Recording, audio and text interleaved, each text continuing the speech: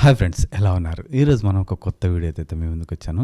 ఈ వీడియోలో మనం వైగార్డ్స్కి సంబంధించినటువంటి సిద్ధాంతాన్ని అయితే పూర్తిగా తెలుసుకునే ప్రయత్నం అయితే చేద్దాం. ఎవరైతే ఈ వీడియో చూస్తున్నారో లైక్ చేయండి. అదేవిధంగా ఈ వీడియో కనుక ఎవరికైతే ఉపయోగపడుతుందని మీరు అనుకుంటున్నారో వారికైతే ఈ వీడియోని అయితే షేర్ చేసే ప్రయత్నం అయితే చేయండి. సో ఇక ఏమాత్రం ఆలస్యం చేయకుండా మనం వీడియోలోకి అయితే వెళ్ళిపోదాం.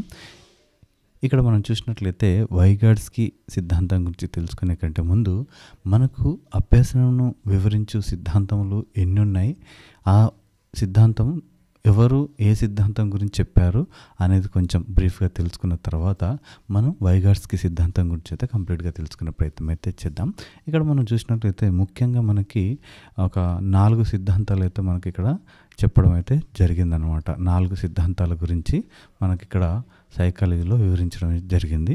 ఇక్కడ మొదటిగా మనం ఇక్కడ చూసినట్లయితే ప్రవర్తనవాద సిద్ధాంతం అని ఇక్కడ చూస్తున్నాం అనమాట. ప్రవర్తనవాద సిద్ధాంతం ఇది వచ్చేసి మనకి ఏ విధంగా ఉంటుందంటే ఉద్దీపన అదేవిధంగా ప్రతిస్పందనల మధ్య ఏర్పడు ఒక సంసర్గం వల్ల జీవి ప్రవర్తనలో ఏమవుద్దంటే శాశ్వతమైన ఒక మార్పు అనేది సంభవించడం జరుగుతుందని అయితే మనం ఇక్కడ చూస్తున్నాం అనమాట.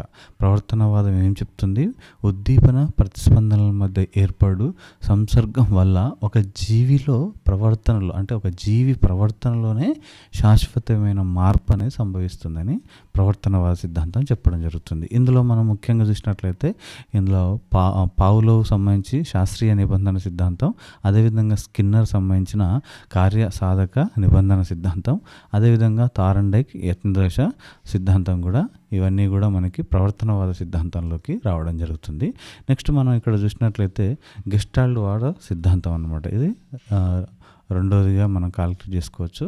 ఒకటి ప్రవర్తనవాదం అయితే ఇప్పుడు గెస్టాల్ట్ వాదం. ఈ గెస్టాల్ట్ వాదం ఏం చెప్తుందంటే ఒక సమస్య పరిష్కారంలో ఇక్కడ మనం చూసినట్లయితే ఒక సమస్యని పరిష్కారంలో ప్రత్యక్ష వ్యవస్థాపనం జరగడం వల్ల ఒక మెరుపులాగా వచ్చే ఒక ఆలోచన అనమాట. అంటే మనం కొన్ని సందర్భాల్లో సడన్గా మనకు ఒక ఐడియా అనేది మనం మైండ్లో మెదులుతుంది అనమాట. అంటే దానికి ప్రిపేర్ కాము, అలా చేయాలి ఇది ఇలా చేయాలి అనేది ఒక డిసిజన్ మనకు లేకుండానే మనకు సడన్గా ఒక ఐడియా అనేది మనకు పుట్టడం జరుగుతుంది. సో ఉదాహరణకు మనం చూసినట్లయితే కోహ్లర్ కోఫ్కా సిద్ధాంతాలు ఉన్నాయి కదా, అవి అయితే మనం గెస్టాల్ట్ వాద సిద్ధాంతంలోకి అయితే మనం చెప్పడం జరుగుతుంది. కోహ్లర్ వచ్చేసి అంతర్దృష్టి అభ్యసన సిద్ధాంతం అయితే నిర్మాణ అభ్యసన సిద్ధాంతం మనకి ఉండడం అయితే జరిగిందనమాట. నెక్స్ట్ వన్ చూసినట్లయితే నిర్మాణాత్మకవాద సిద్ధాంతం. ఇక్కడ మనం చూసినట్లయితే నిర్మాణాత్మకవాదం ఏం చెప్తుందంటే అభ్యసనం అంటే జ్ఞాన నిర్మాణం అని ఇక్కడ మనకు చెప్పడం జరుగుతుందంట. అభ్యాసం అంటే ఏంది? జ్ఞాన నిర్మాణంగా మనకు చెప్పడం జరుగుతుంది. అంటే మనం మొదటి తరగతిలో కొంత జ్ఞానాన్ని, తర్వాత ఇంకా కొంత జ్ఞానాన్ని మనం నేర్చుకుంటూ ఆ జ్ఞానాన్ని నిర్మించుకుంటూ మనం వెళ్ళడం అయితే జరుగుతుంది. ముఖ్యంగా మనం ఇప్పుడు NCF 2005 చూసినట్లయితే మనకి ఆ జ్ఞానాన్ని నిర్మించుకునే పిల్లలు జ్ఞానాన్ని నిర్మించుకుంటారు. దాన్ని మనకు NCF 2005 కూడా మన టెక్స్ట్ బుక్స్ కూడా 1వ తరగతిలో కొంత జ్ఞానాన్ని, 2వ తరగతిలో కొంత జ్ఞానాన్ని, 3వ తరగతిలో కొంత జ్ఞానాన్ని నిర్మించుకునే విధంగా మనకి ఈరోజు టెక్స్ట్ బుక్స్ కూడా మనకి అదే విధంగా జ్ఞాన నిర్మాణాన్ని చేసుకునే విధంగా అయితే ఉండడం అయితే జరిగిందనమాట. ఇక్కడ మనం చూసినట్లయితే ఉదాహరణకి వైగార్డ్స్కి సాంఘిక సాంస్కృతిక అభ్యసన సిద్ధాంతం, అదేవిధంగా ఇక్కడ చూసినట్లయితే పియాజే సంజ్ఞానాత్మక అభ్యసన సిద్ధాంతం, బ్రూనర్కి సంబంధించినటువంటి ఆవిష్కరణ అభ్యసన సిద్ధాంతం అనేది మనకి ఇక్కడ ముఖ్యంగా కనిపిస్తుంది అనమాట. ఈ నిర్మాణాత్మకవాదమే ఈరోజు మనం NCF 2005 కూడా దీన్ని తీసుకొని బుక్స్లో మనకి టెక్స్ట్ బుక్స్లో ఏర్పాటు చేసి మనకి జ్ఞానాన్ని అయితే నిర్మించుకునే ఇవ్వడం అయితే జరిగిందనమాట. నెక్స్ట్ మనం చూసినట్లయితే పరిశీలనాత్మక అభ్యసన సిద్ధాంతం. పరిశీలనాత్మక అభ్యసన సిద్ధాంతం వచ్చి మనకి ఇక్కడ చూసినట్లయితే ఇక్కడ మనకి 4th వన్ వచ్చి పరిశీలనాత్మక అభ్యసన సిద్ధాంతం. ఇక్కడ మనకు చూసినట్లయితే శిశువు తనకు నచ్చిన ఇతరుల ప్రవర్తనను పరిశీలించి అనుకరిస్తూ అభ్యసిస్తాడు. అంటే ఇక్కడ ఏం జరుగుతుందంటే ఒక శిశువు ఇంకొకరిని అనుకరించడం వల్ల అభ్యసనం అయితే ఇక్కడ జరగడం అయితే జరుగుతుంది. ఇక్కడ మనం పిక్చర్లో చూసినట్లయితే ఇక్కడ ఒక గేమ్ ఆడుతున్నప్పుడు ఆ గేమ్ని ఇద్దరు గేమ్ ఆడుతున్నప్పుడు పక్కవారు దాన్ని చూసి అనుకరించడం అయితే ఇక్కడ మనం గమనించవచ్చు. ఈ విధంగా మనకి కంప్లీట్గా 4 వాదాలు అయితే మనకి సైకాలజీలో చెప్పడం అయితే జరుగుతుంది. ఒకటి వచ్చి ప్రవర్తనవాద సిద్ధాంతం, 2 వచ్చి గెస్టాల్ట్వాద సిద్ధాంతం, 3 వచ్చి మనకి నిర్మాణాత్మకవాద సిద్ధాంతం. ఈ నిర్మాణాత్మకవాద సిద్ధాంతమే జ్ఞాన నిర్మాణానికి జరుగుతుందని అయితే ఇక్కడ చెప్పడం జరిగింది. ఈ నిర్మాణాత్మకవాద సిద్ధాంతాన్నే ఈరోజు NCF 2005లో కూడా మనకి ఈ టెక్స్ట్ బుక్లలో మనకి వాడడం అయితే జరుగుతుందన్నమాట. సో ఇక్కడ చూసినట్లయితే 4th వన్ పరిశీలనాత్మక అభ్యసన సిద్ధాంతం అని అయితే మనం ఇక్కడ చూస్తున్నాం. ఎగ్జాంపుల్గా మనకి ఇక్కడ బండూరా పరిశీలన అభ్యసన సిద్ధాంతం అయితే చూసుకోవచ్చు. ఇక్కడ చూసినట్లయితే ఇవి మనకి ఏం వాదాలు చెప్తున్నాయో మనకి వివరించినాయి అన్నమాట. ఇక్కడ చూసినట్లయితే వైగాట్స్కీది ఈరోజు మనం తెలుసుకునే ప్రయత్నం చేద్దాం. వైగాట్స్కీ ఏం చెప్పిండు, జ్ఞాన నిర్మాణం ఏ విధంగా జరుగుతుంది అనే దాని గురించి మనకి ఆయన ఒక థియరీ అయితే చెప్పడం జరిగింది. అందులో ఆయన సాంఘిక సాంస్కృతిక అభ్యసన సిద్ధాంతాన్ని అయితే చెప్పడం అయితే జరిగిందనమాట. ఈయన పూర్తి పేరు మనం చూసినట్లయితే లెవ్ సెమినోవిచ్ వైగాట్స్కీ అన్నమాట ఈయన పేరు. ఈయన రష్యా దేశస్థుడు.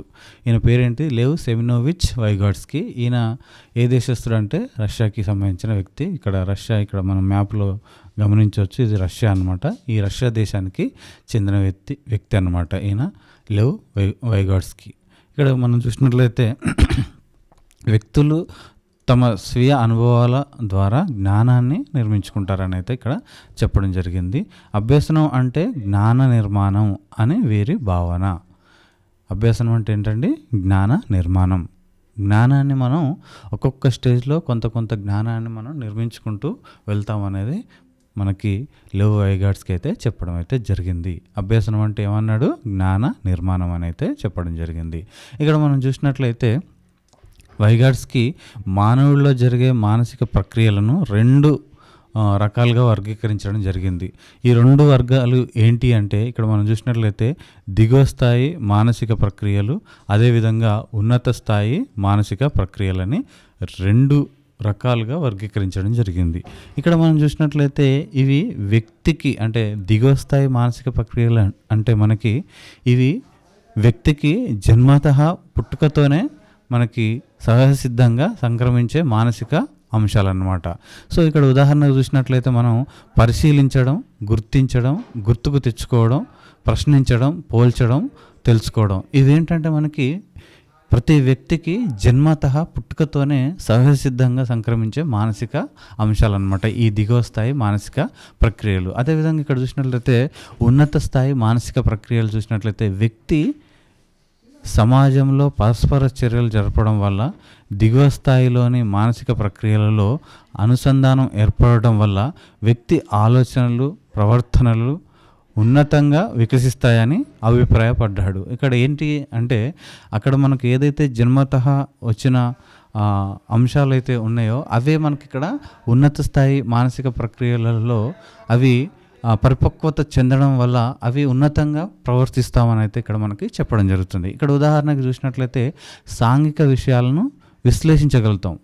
అక్కడ పరిశీలించడం, గుర్తించడం, గుర్తుకు తెచ్చుకోవడం, ప్రశ్నించడం, పోల్చడం, తెలుసుకోవడం మనం దిగువ స్థాయిలో చేస్తే ఉన్నత స్థాయిలో మనం ఏం చేస్తామట, సాంఘిక విషయాలను విశ్లేషించడం, అదేవిధంగా సంశ్లేషించడం, అదేవిధంగా సృజనాత్మకంగా ఆలోచించడం, వివేచించడం, విచక్షణ చేయడం అనేది మనం ఇక్కడ చూస్తున్నామన్నమాట. సో మనకి ఏదైతే దిగువ స్థాయి మానసిక ప్రక్రియలు ఉన్నాయో అవే మనకి ఉన్నత స్థాయిలో మనకి పరిపక్వత చెంది మనం దాన్ని చూడడం అయితే జరుగుతుందన్నమాట. అదేవిధంగా మనం ఇక్కడ చూసినట్లయితే వైగాట్స్కీ మనకి పిల్లల్లో ఉన్న సంజ్ఞానాత్మక వికాసం 2 దశల్లో జరుగుతుందని వివరించడం అయితే జరిగింది. ఒకటి వచ్చేసి మనకి నిజ వికాసం, 2 వచ్చేసి మనకి సంభావ్య వికాసం. ఇక్కడ నిజ వికాసంలో మనకి నిజ వికాసం అనగా శిశువు తన గరిష్ట స్థాయిలో స్వయంగా చేయగలిగే కృత్యాలు అంటే మనిషి తనకు తాను సొంతంగా చేసే కృత్యాలని నిజ వికాసంగా మనకి వైగాట్స్కీ చెప్పడం అయితే జరిగింది. అదేవిధంగా సంభావ్య వికాసం అంటే ఏంటంటే శిశువు వయోజనుల సహాయంతో గరిష్ట పరిమిత స్థాయిలో చేయగలిగే కృత్యాలన్నమాట. అంటే నిజ వికాసానికి మనం చేయాలనుకునే వికాసానికి కోరుకునే అంశాలన్నమాట. అంటే ఒక వ్యక్తి ఏం చేయాలనుకున్నాడు, ఏం కోరిక కోరుకుంటున్నాడు, అది ఆయన నిజ వికాసంలో ఉందా, ఆయనే చేయగలడా, లేకపోతే ఆయన కోరుకున్నది ఇతరుల సహాయంతో చేయగలడా అనేది ఇక్కడ మనం ముఖ్యంగా తెలుసుకోవాలన్నమాట. ఇక్కడ మనం చూసినట్లయితే ఈయన ఏం చెప్తాడు మనకి, ఆయన నిజ వికాసాన్ని ఇక్కడ కోల్చినట్లయితే ఆయన కోరుకున్నది ఇక్కడ అనుకుంటే మధ్యలో ఉన్నదాన్ని ఆయన జెడ్పీడీగా ఆయన చూడడం అయితే జరిగిందనమాట. జెడ్పీడీ అంటే జోనల్ ప్రాక్సిమల్ డెవలప్మెంట్ అన్నమాట. జెడ్పీడీ అని మనం ఇక్కడ పిలవడం అయితే జరుగుతుంది. సో ఈ విధంగా ఆయన దాన్ని ఆ గ్యాప్ని జెడ్పీడీగా ఆయన అయితే మనకి చెప్పడం అయితే జరిగిందనమాట, zone of proximal development.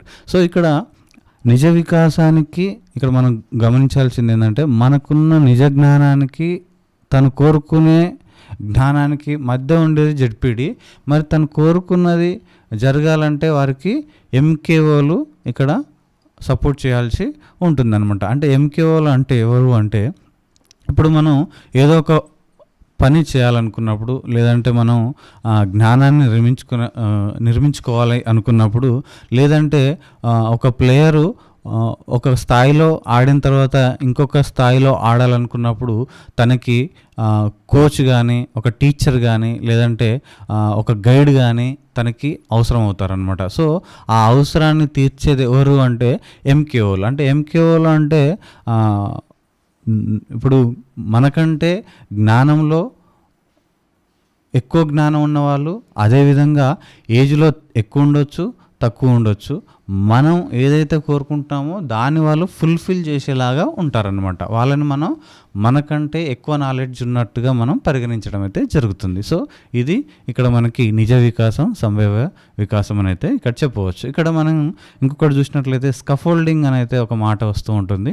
Scaffolding అంటే ఏం లేదండి, మనం ఏదైతే అనుకుంటున్నామో, ఏదైతే చేయాలనుకుంటున్నామో అది చేయడానికి సహాయ సహకారాలు మనకి అందించే వారినే స్కఫోల్డర్స్ అని కూడా మనం ఇక్కడ చెప్పడం జరుగుతుంది. మెయిన్గా మీరు ఇక్కడ తెలుసుకోవాల్సింది ఏంటంటే మన నిజ వికాసం, సంభావ్య వికాసం. అంటే నిజ వికాసంతో సంభావ్య వికాసానికి ఏ విధంగా వెళ్తున్నాం, ఎంకేఓలు ఏ విధంగా మనకు ఉపయోగపడుతున్నారు, ఈ స్కఫోల్డింగ్ అని మనం దేన్ని అంటాం అనేది మీరు ఇక్కడ కరెక్ట్గా గెస్ చేసినట్లయితే మీరు ఈ కాన్సెప్ట్ అంతా మీకైతే క్లియర్గా అర్థమయ్యే అవకాశం అయితే ఉంటుందన్నమాట. 1-2 సార్లు మనం దీన్ని ప్రాక్టీస్ చేసినట్లయితే మనం దీన్ని క్లుప్తంగా తెలుసుకోవచ్చు అనమాట.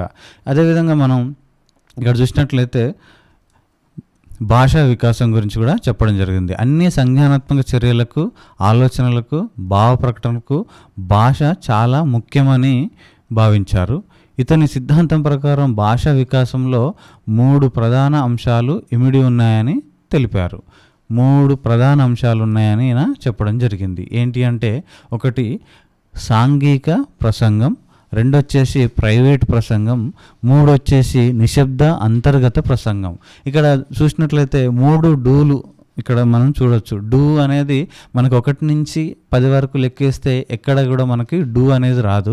ఎక్కడెక్కడ వస్తుందంటే ఓన్లీ 3 చోట్లనే వస్తుంది. అది 1, 2, ఇంకొకటి 3, ఇంకొకటి 7. అంటే ఈ 3 డూల గురించి చెప్పిండని కూడా మనం ఇక్కడ అర్థం చేసుకోవచ్చు అనమాట. ఇక్కడ చూసినట్లయితే సాంఘిక ప్రసంగం చూసినట్లయితే 2 సంవత్సరాల వయసులో పిల్లలు సాధారణంగా ఇతరులతో మాట్లాడే ప్రయత్నం చేస్తారు. ఎన్ని సంవత్సరాల వయసులో అండి?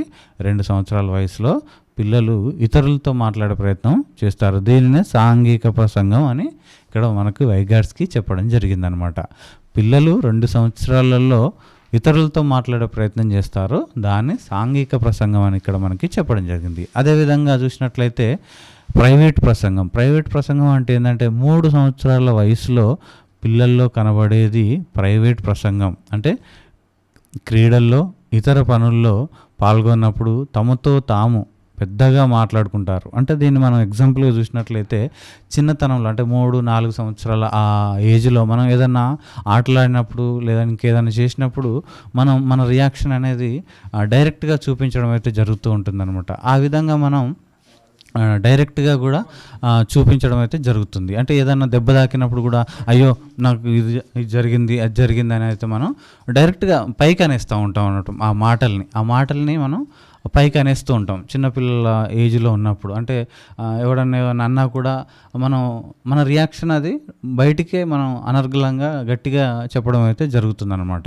సో అదే మనకి కొంత డెవలప్ అయిన తర్వాత నిశ్శబ్ద అంతర్గత ప్రసంగంలో మనం 7 సంవత్సరాల వయస్సులో ఉండే నిశ్శబ్ద అంతర్గత ప్రసంగం అంటే ఇక్కడ ఏం చెప్పాడంటే ప్రైవేట్ ప్రసంగం తగ్గితే నిశ్శబ్ద అంతర్గత ప్రసంగం పెరుగుతుంది. అంటే పెద్దగా మాట్లాడేవాడు ఇక్కడ ఏం చేస్తాడంటే లోపల మాట్లాడుకోవడం జరుగుతుంది. అంటే ఇక్కడ పరిపక్వత చెందుతాడు. అక్కడన్నప్పుడు ఏంటంటే ఏదైనా దెబ్బ తాకితే అయ్యో దెబ్బ తాకింది అమ్మ అనడం చేస్తాడు. అదే దెబ్బ నీకు 7-8 సంవత్సరాల మధ్యలో తాకినప్పుడు వాడు లోపలనే ఆ బాధని చూపించే ప్రయత్నం అయితే చేస్తాడు. అంటే బయటికి మాట్లాడేది తగ్గించి లోపలనే అరే దెబ్బ తాకింది అనే ఫీలింగ్ లోపలనే ఆయన చూపించుకునే ప్రయత్నం చేస్తాడు. అంటే ఏదైనా ఎక్స్ప్రెస్ చేసేటప్పుడు కూడా తన లోపల అంతర్గతంగా మాట్లాడుకునే ప్రయత్నం అయితే చేయడం అయితే జరుగుతుందని అయితే మనకి ఇక్కడ వైగాట్స్కి ఈ 3 ప్రధాన అంశాల గురించి అయితే భాషా వికాసంలో మనకు చెప్పడం జరిగిందనమాట. అదేవిధంగా ఇక్కడ చూసినట్లయితే వీరి సిద్ధాంతంలో 2 రకాల బోధనలకు అధిక ప్రాధాన్యతను ఇవ్వడం అయితే జరిగింది. ఇక్కడ వైగాట్స్కి 2 బోధనా పద్ధతులను చెప్పడం జరిగింది. ఒకటి వచ్చేసి మనకి పరస్పర బోధన, 2 వచ్చేసి మనకి భాగస్వామ్య బోధన. ఇక్కడ పరస్పర బోధన అంటే ఏంటి అంటే ఈ పద్ధతిలో ఉపాధ్యాయుడు 2 నుంచి 4 విద్యార్థులు కలిసి సహయోగ సమూహంగా ఏర్పడతారు. పుస్తకంలోని విషయాన్ని ఒకరి తర్వాత మరొకరు వెల్లడిస్తారు. దీనిలో ప్రశ్నించడం, సంక్షిప్తీకరించడం, స్పష్టీకరించడం, ప్రాగుక్తీకరించడం వీటిని సమూహ సభ్యులు ఉపయోగిస్తారు. ఇక్కడ మనం చూసినట్లయితే ఈ పరస్పర బోధన అనేది ఒక ఉపాధ్యాయుడు లెసన్ చెప్పిన తర్వాత లెసన్కు సంబంధించిన డౌట్స్ కానీ ఇతర రిలేటెడ్ డౌట్స్ కానీ లేదంటే ఏ డౌట్స్ అయినా కూడా ఉపాధ్యాయుడు పిల్లలు అడిగే క్వశ్చన్స్కి సమాధానం అయితే ఇవ్వాల్సి ఉంటుందన్నమాట. సో దాన్ని మనం ఇక్కడ పరస్పర బోధనగా ఇక్కడ వైగాట్స్కి చెప్పడం అయితే జరిగింది. అంటే ఉపాధ్యాయుడు పిల్లలు అంటే 2 లేదా 4 లేదా 3 సమూహంగా ఏర్పడి ఆ సమూహానికి ఏ డౌట్స్ అయితే వస్తాయో అంటే ఇప్పుడు మనం ఒక పాఠం చెప్పినప్పుడు చాలా డౌట్స్ అనేది మెదడులో అయితే జరుగుతుంది. అది సబ్జెక్ట్ పరంగా కావచ్చు, సబ్జెక్టుకు అవతల నుంచి అయినా కూడా సమస్యలు మనకి ఆ డౌట్స్ రావచ్చు. సో ఇక్కడ ఉపాధ్యాయుడు ఏం చేయాలంటే ఆ డౌట్స్ని నివృత్తి చేయడానికి ఇక్కడ ఈ విద్యార్థులకు చెప్పే ప్రయత్నం అయితే చేయాల్సి ఉంటుంది. అది పరస్పర బోధన అని దానికి పేరు పెట్టడం జరిగింది. అదేవిధంగా ఇక్కడ భాగస్వామ్య బోధన అంటే ఏం చెప్పాడంటే వైగాట్స్కి ప్రకారం నిపుణులైన సమవయస్కులు ఇతర పిల్లలు వికాసానికి తోడ్పడగలరు. చిన్న సమూహాలుగా ఏర్పడి ఉమ్మడి లక్ష్య సాధనకు పాటుపడతారు. అంటే ఇక్కడ భాగస్వామ్య బోధన అంటే వైగాట్స్ ప్రకారం ఏం చెప్పాడంటే సమవయస్కులు ఎవరైతే ఉన్నారో కొన్ని సమూహాలుగా ఏర్పడి వారే చిన్న సమూహాలు ఏర్పడి ఉమ్మడి లక్ష్య సాధన కోసం వాళ్ళు పాటుపడతారని అయితే ఇక్కడ మనకి చెప్పడం జరిగిందనమాట. సో ఈ విధంగా వైగాట్స్కి మనకి బోధనలో అధిక ప్రాధాన్యత ఇవ్వడం జరిగిందనమాట. అంటే 2 రకాల బోధనలు ఈయన చెప్పడం జరిగింది. సో ఇది ఈరోజు వైగాట్స్కి సంబంధించినటువంటి సమాచారం. ఇంకేమైనా డౌట్స్ ఉంటే కనుక ఈ వీడియో కింద కామెంట్ చేయండి. దానికి సంబంధించిన వివరాలు అయితే మళ్ళీ నేను చెప్పడానికైతే ట్రై చేస్తాను. అందరికీ all the best. Thank you. జై హింద్.